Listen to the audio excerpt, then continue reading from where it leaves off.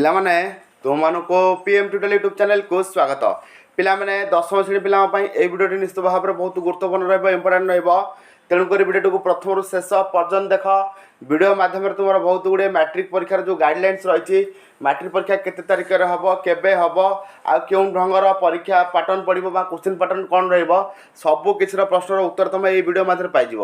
ଠିକ୍ ଅଛି ପିଲାମାନେ, ତେଣୁକରି ଯେଉଁମାନେ ଚ୍ୟାନେଲରେ ନୂଆ କରି ଅଛ, ଯଦି ବର୍ତ୍ତମାନ ସୁଦ୍ଧା ଚ୍ୟାନେଲଟି ସବସ୍କ୍ରାଇବ୍ କରିନ, ତେବେ ଚ୍ୟାନେଲଟି ସବସ୍କ୍ରାଇବ୍ କରିବା ସହିତ ପାଖରେ ଥିବା ବେଲ୍ ଆଇକନ୍ ପ୍ରେସ୍ କରି ଅଲ୍ ବଟନ୍ ସେଟ୍ କରିଦିଅ, ଯାହାଫଳରେ କି ତୁମ ସହିତ ଯାହା କିଛି ଭିଡ଼ିଓ ଅପଲୋଡ଼ ହେବ ତୁମେ ତାକୁ ସର୍ବପ୍ରଥମେ ଦେଖିପାରିବ। ଠିକ୍ ଅଛି ପିଲାମାନେ, ଆସ ଯିବା ନ୍ୟୁଜ୍ କ'ଣ ରହିଛି। ପିଲା ଦେଖ, ପ୍ରଥମତଃ କହିଦେଉଛି ପିଲା ଯେଉଁ ମାଟ୍ରିକ ପରୀକ୍ଷା ହେବ ଏ ବର୍ଷ ସେଇଟା ଅଫଲାଇନ୍ ମୋଡ଼୍ରେ ପରୀକ୍ଷା ହେବ, ଆଉ ପିଲାମାନେ ନିଜ ସ୍କୁଲରେ ନିଜ ସେଣ୍ଟର ହେବ। ପ୍ରଥମ ପଏଣ୍ଟ ମନେ ରଖିବ, ନିଜ ସ୍କୁଲରେ ନିଜର କ'ଣ ହେବ, ସେଣ୍ଟର ହେବ। ଆଉ ପିଲାମାନଙ୍କୁ ଅଲଗା ସ୍କୁଲକୁ ଯିବାକୁ ପଡ଼ିବ ନାହିଁ।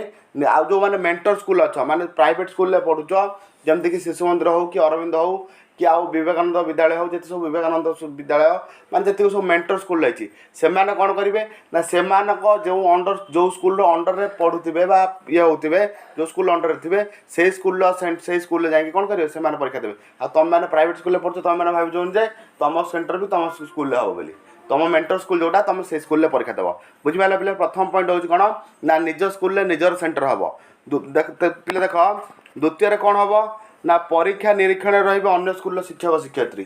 ତୁମ ସ୍କୁଲରେ ସେଣ୍ଟର ହେବ ସତ, କିନ୍ତୁ ତୁମର ଯେଉଁ ଇନଭିଜିଲେଟର ଯେଉଁ ରହିବେ, ଯେଉଁ ପରୀକ୍ଷକ ନିରୀକ୍ଷଣ ଯେଉଁ ରହିବେ, ସେ କେଉଁ ସ୍କୁଲର ରହିବେ, ଅନ୍ୟ ସ୍କୁଲର ରହିବେ। ବୁଝିପାରିଲ ପିଲେ? ଦୁଇଟା ପଏଣ୍ଟ ଜାଣିଲ। ତୃତୀୟ ପଏଣ୍ଟ ରହିଛି ଛାତ୍ରଛାତ୍ରୀଙ୍କ ସୁରକ୍ଷା ଦୃଷ୍ଟିରେ ରଖି ବୋର୍ଡ଼ର ନିଷ୍ପତ୍ତି। ଏଇ ଯେଉଁ ନିଷ୍ପତ୍ତି ନିଆଯାଇଛି କାହିଁକି ନା ଛାତ୍ରଛାତ୍ରୀଙ୍କ ସୁରକ୍ଷା ଦୃଷ୍ଟିରେ ରଖିକି ନିଜ ସ୍କୁଲରେ ହିଁ ବୋର୍ଡ଼ ପରୀକ୍ଷାର ବ୍ୟବସ୍ଥା କରାଯାଇଛି ଏବଂ ନିଜ ସ୍କୁଲର ପରୀକ୍ଷା ନିଜ ସ୍କୁଲରେ ନିଜେ ପରୀକ୍ଷା ଦେବ, କିନ୍ତୁ ଅନ୍ୟ ସ୍କୁଲର ଶିକ୍ଷକ ଶିକ୍ଷୟିତ୍ରୀ କ'ଣ କରିବେ, ନିରୀକ୍ଷଣ ଦାୟିତ୍ୱରେ ରହିବେ। ତାପରେ ଦେଖ ପିଲା, ଏଇସବୁ କାହିଁକି କରାଯାଇଛି ନା ରହିବା ଯାତାୟାତ ଅସୁବିଧା କାରଣରୁ ଏପରି ନିଷ୍ପତ୍ତି ନିଆଯାଇଛି। ଯେଉଁ ଯାତାୟାତ କରିବା ପାଇଁ ଅସୁବିଧା ହେଉଛି ସେଇଟା ହେଇଛି। ପିଲା ଦେଖ, ଏଥର କ'ଣ ହେବ, 100 ମାର୍କ ବଦଳରେ 80 ମାର୍କର ପରୀକ୍ଷା ହେବ। ଆର ବର୍ଷ ମଧ୍ୟ 80 ମାର୍କର ବୋର୍ଡ଼ ପରୀକ୍ଷା ହେବ ବୋଲି କଳ୍ପନା କରାଯାଇଥିଲା, କିନ୍ତୁ ପରୀକ୍ଷା ହୋଇପାରିନଥିଲା। ବୁଝିପାରୁଛ? 80 ମାର୍କର ପରୀକ୍ଷା ହେବ। ଆଉ ପିଲା ମନେ ରଖିଥାଅ, SA1 SA2 ଯାହା ଆମର ପ୍ରିପାରେସନ୍ ରହିଛି ସେଭଳିଆ ହେବ। SA1ରେ 50 ମାର୍କର MCQ ପାଟର୍ନ ତୁମେ ପରୀକ୍ଷା ଦେବ, SA2ରେ 100 ମାର୍କର ପରୀକ୍ଷା ଦେବ। କିନ୍ତୁ ଯେଉଁ ବୋର୍ଡ଼ ପରୀକ୍ଷାଟା ହେବ, ବୁଝିପାରୁଛ? ମାଟ୍ରିକ ବୋର୍ଡ଼ ପରୀକ୍ଷା ଯେଉଁଟା ହେବ ସେଇଟା 100 ମାର୍କ ବଦଳରେ କେତେ ମାର୍କର ପରୀକ୍ଷା ହେବ, 80 ମାର୍କର ପରୀକ୍ଷା ହେବ।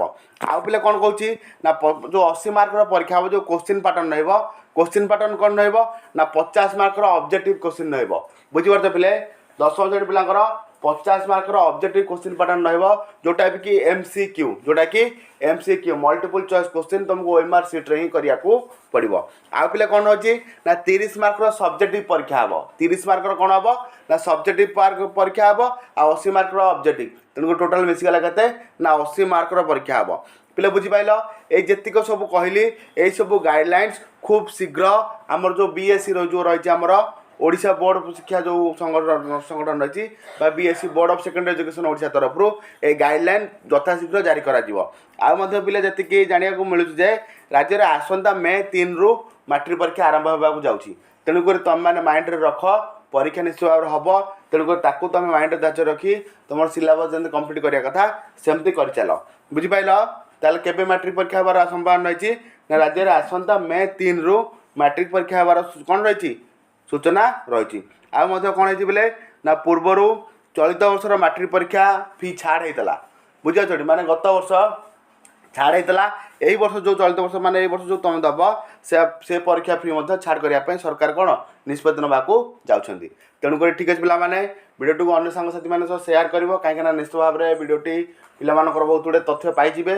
ତେଣୁକରି ଅନ୍ୟ ସାଙ୍ଗସାଥିମାନଙ୍କୁ ସେୟାର କରିବା ସହିତ ଯେଉଁମାନେ ଚ୍ୟାନେଲରେ ନୂଆ କରି ଅଛ, ଯଦି ତୁମମାନେ SA1ର ପରୀକ୍ଷା ପ୍ରିପାରେସନ୍ ନେଇନ, ତେବେ SA1ର ପରୀକ୍ଷା ପ୍ରିପାରେସନ୍ ନେଇପାରିବ, କାହିଁକିନା ଦଶମ ଶ୍ରେଣୀ ପିଲାଙ୍କର SA1ର ଏକ୍ଜାମ୍ ପ୍ରିପାରେସନ୍ ବହୁତ ଗୁଡ଼ିଏ ପ୍ରାକ୍ଟିସ୍ ପ୍ରଶ୍ନ ଅପଲୋଡ଼ ହେଇଛି। ତା ସହିତ ମଧ୍ୟ ବିଷୟ ୱାଇଜ୍ର ବହୁତ ଗୁଡ଼ିଏ ସର୍ଟ କୋଶ୍ଚିନ୍ ଅପଲୋଡ଼ ହେଇଛି। ଠିକ୍ ଅଛି ପିଲାମାନେ, ରହୁଛି ଆଗ କ୍ଲାସ୍ରେ ଭେଟ ହେବା, ସେତେବେଳେ ସମସ୍ତଙ୍କ ଠାରୁ ବିଦାୟ।